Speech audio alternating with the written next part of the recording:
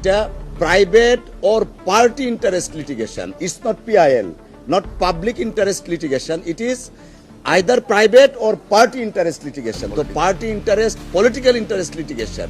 তো এটার মিনিংটা নিশ্চয়ই আপনারা বুঝতে পারছেন।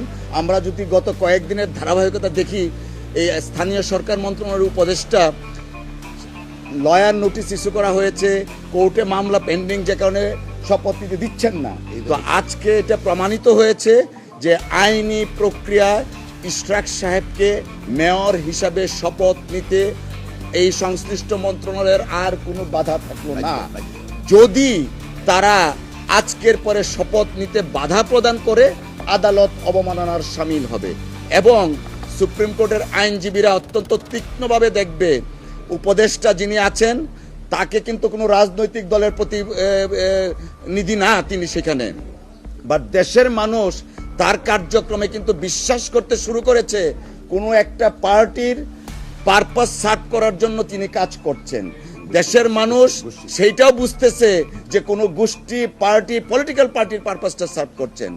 আমরা আহ্বান জানাবো এই দেশের বর্তমান অবস্থার প্রেক্ষিতে আইনের শাসন প্রতিষ্ঠার লক্ষ্যে সর্বোচ্চ আদালত যে নির্দেশনা দিয়েছেন সেই নির্দেশনার আলোকে যেন মন্ত্রণালয় কার্যকরী পদক্ষেপ অনতিবিলম্বে নেন। আজকের আদেশ তো সামারলি রিজেক্ট করেছে, তার মানে দাঁড়ালো ইশরাক হোসেনকে মেয়র হিসাবে শপথ নেওয়ার জন্য আর কোনো বাধা থাকলো না।